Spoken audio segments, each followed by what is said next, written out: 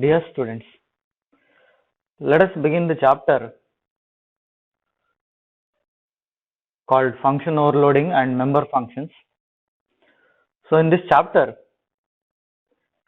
we will be introducing what is function overloading and what is the uses of the function overloading.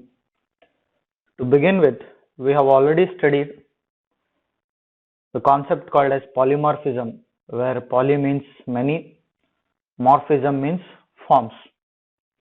So this concept we have learnt in the object oriented programming and in the first PUC also. So the word polymorphism is derived from a Greek word. Poly means many and morphism means forms.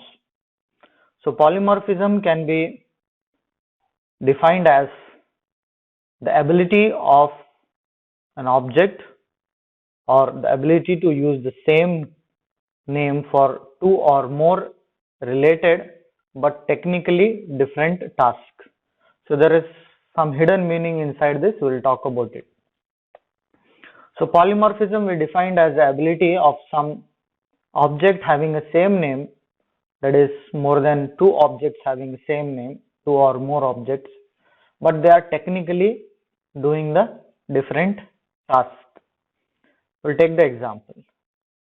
Examples, we have women plays the role of daughter, sister, wife, mother, etc. So technically they are different. So when you're thinking that a woman plays a role as the daughter, then she'll be implementing only the roles of the daughter. When she is sister, she'll be implementing role of the sister. They technically both are same, they are belonging to the women. But implementation is different. You cannot say daughter is same like sister. Okay, your parent have a daughter, your parent also have a sister. So technically they are different, okay, but derived from the same gender. So mother can be also the best example that we can take up over here. So these are the best examples that we can take for the polymorphism, where poly means many, morphism means forms. So we'll come to the function overloading, how the function overloading is related to the polymorphism. The first PUC have studied polymorphism can be implemented by two concepts. One is called as a function overloading.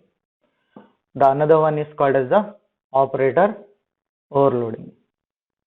The function overloading definition over here, what is given in the specific textbook, is when two or more functions are sharing the same name irrespective of the number of arguments, that is type of arguments or number of arguments, we can call it as parameters. So two or more functions differs in number of parameter or type of parameter. What do you mean by number of parameter and type of parameter? We will give an example for you so that you understand it. So this process is called as a function overloading, or the functions that have same name, or two or more functions within the same class have the same name but differing in number of parameter or type of parameter is called as a function overloading or overloaded functions. Now what is overloading means over here? So you have to nail these points in your mind whenever you are thinking about overloading. Overloading means assigning multiple meaning to a function with the same name or an operator with the same symbol but performing different tasks. So multiple meaning can be there. So we will talk about the functions over here, not the operators or the symbols that we are using in the C++ to implement the function overloading. So overloading is the multiple definition of the function with the same name but differing in function signature. What do you mean by function signature? Again, type of parameter or number of parameter. These definitions will be better understood when you go to the examples and see. So once again, It allows multiple definition, that is multiple functions which are having same name, but they are technically different in the function signature. Function signature means type of parameter which are included and the number of parameters that are included. So we'll take the example. Before that, we just will study the theoretical part and we'll move to the exam oriented or practical oriented question later. So advantages of function overloading are: the code execution is faster because the same name is used for different functions. So compiler itself will decide which function to call and how to call it. So eliminating the use of different function name for the same operation. Suppose I'm adding two numbers. The two numbers can be, one can be integer, one can be decimal. Two can be integer, two can be decimal. Or they can interchange, the first can be decimal, the next can be integer. So like that, all these operations that we are doing on the numbers is addition for our purpose. So they are the same. They are not going to change. So here also, we are going to eliminate the use of different name for the same set of operations that we are doing as addition. So the third point is, it is easy to understand the flow of information, names for the same operation. So I will understand that which function will be called based on the type of values I am passing. If I have three functions, the first function has one parameter with the same name. Second function has the same function name with two parameters. Third function has the same function name with three parameters. And I call a function with three parameters, I'll understand directly I am calling a third function. So similarly over here also, we will use the same function name for a different set of operations. So code maintenance is easier. That is, why do we maintain the code? Code maintenance in the sense, we will understand which function has to be called for what purpose. Okay, based on the number of parameter or type of parameter, I will understand which function will be called and how it will be called. So we will take examples, then you will understand all these points. We will come back again over here. Ease of interface between programmer and the real world. That is, programmer need not to remember different names that are given for different functions. Instead of, he can give same name for all the functions but differ in the type of parameter or number of parameter, or we can call it as function signature.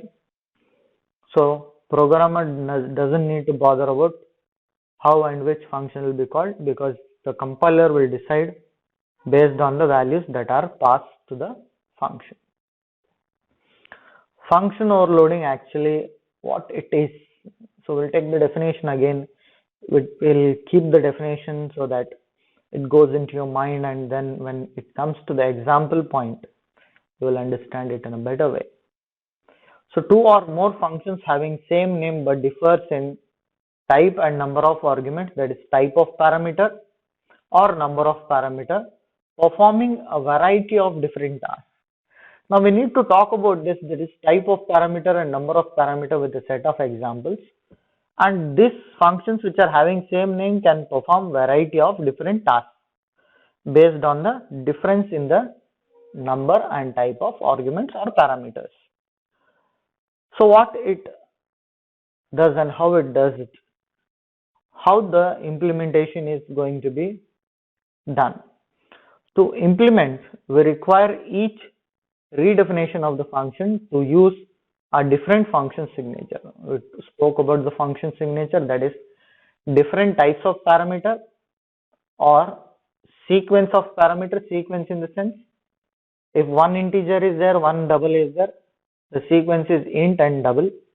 In the next function, one double and one int, the sequence is double and int. So sequence is changing over here. Int double, double int is the sequence. Okay. or number of parameters, two parameters, three parameters, like that we will have.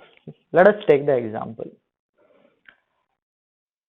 The key to function overloading is the function argument, that is we are talking about the function parameters. Although all the functions will have same name, so nail it in your definition, that is same function name, okay, and differs in the number of parameter or type of parameter or the sequence of parameter also. We will take the examples and you will understand in a better way. So here is an example which is having a function called print in the 3 also. Return type is same, so will not bother you about the return type over here. So in this particular table, we are going to differ in type of parameters that we are using. Int A, how many parameters are there? One parameter of integer type. Then double B for the print function. How many parameters are there? One parameter. Does it differ? No. What it is differing? In the type of parameter. Integer parameter, double parameter. Number of parameters are same, but it is differing from one and another in the type of parameter now. Either you can differ in type of parameter or number of parameter. Next, considering this, char C. All these three functions, print with the integer type, print with the double type, print with the character type, are different in compiler view because they are differing in the type of parameter. So the print first function has one parameter of integer type.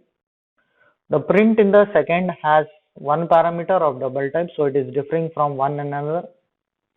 The print in the third one, character char C, has one parameter with character type, so it is differing. So this is how the type and number of parameter can be different. So in this table we have spoken about the type of arguments. Next, considering another function called area. So area has float R as a parameter. Again, area has float L and B. Again, area float has float A, float B, and float C. So see here, type of parameters is same, float. Number of parameter, how many parameters are there over here? One parameter. So it is different than this one. So because it has two parameters, it is different than this one. So third one is different than second one, than the first one, because it has three parameters. So this is, we are talking about in terms of function overloading. In all the definitions we said functions should have the same name, but they should differ in the function signature. Okay, function signature. Function signature includes type of parameter or number of parameter. If you are differing in type of parameter, it will be like this. If you are differing in the number of parameter, it will be like this. Okay, so hope you are following this type and number of parameter, how they are differing. So as you know, each parameter will be separated by comma. So float L, comma, float double. So why can't we write float L, comma, B? Because it's not a variable declaration. These are the parameters that need to be declared separately.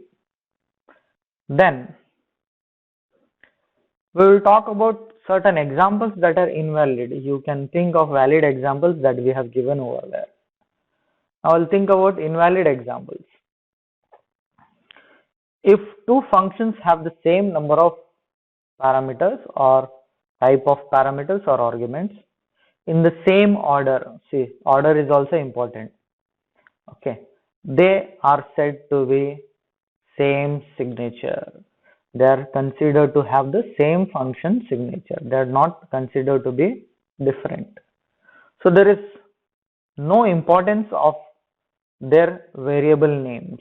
So variable name doesn't make any difference in the function overloading. See, void print, two functions are there with the same name. So first condition for function overloading is the function name should be same. Then how many parameters does exist in this? There are two parameters. The first is int, the second is float. The second function is also having same name, The first is int and the second is float. Name doesn't make any difference. X and P, Y and Q doesn't make any difference. See, a type of parameter int, okay, float, same. Number of parameters 2, number of parameters 2. Sequence is also same, int float. So it is not permissible.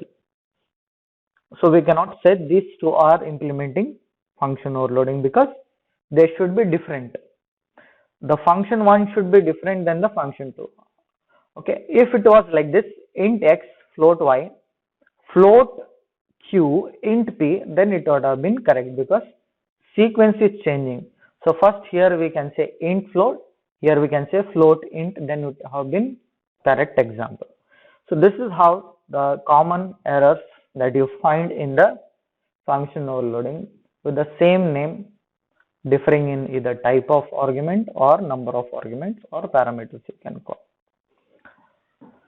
So here is an example that we are implementing with the help of function overloading. So is function overloading is used by the programmer so that it does not have to remember multiple function names. So multiple function names you need not to remember, that many function name you need not to remember. Instead of that, you can have a same function name, but these function name are technically different in terms of type of parameter or number of parameters. So here you find the example int max. This is the return type of the function. Max is the name of the function. It takes two parameters of integer type, int a and int b. It finds whether a is greater than b, returns a, otherwise returns b. Okay, this is the implementation that we are doing. Now here the same function name is there, do not consider the return type over here. Okay, though they are different, we are not talking about return type here. Function name is same, max and max, takes two parameters. So these two functions are same in number of parameters. Okay, but they are different in type of parameters. So type of parameter over here is int and int, but here float and float. So they are differing in the type of parameter, not in number of parameter. Okay, so either they should differ in the type of parameter or number of parameters. So what it is doing, it is finding the greatest of two numbers. The first function is finding greatest of two integer numbers, that is int a and int b. Though they are the same name, we are not considering the names over here. The second function is going to find the maximum or the greatest of two float numbers. So that's how they are technically different. The implementation is different because comparisons is on the whole numbers, comparisons is on the floating type of number or decimal values. So in the programming example, we are going to write a program to overload the function and find volume of cube, volume of cone, volume of cylinder and volume of cuboid. In the Turbo C++, we will see the implementation, how the implementation will be done. So these are the formulas. We'll directly take up an example which is there in the laboratory experiment so that you know how to implement the function overloading with the programming example.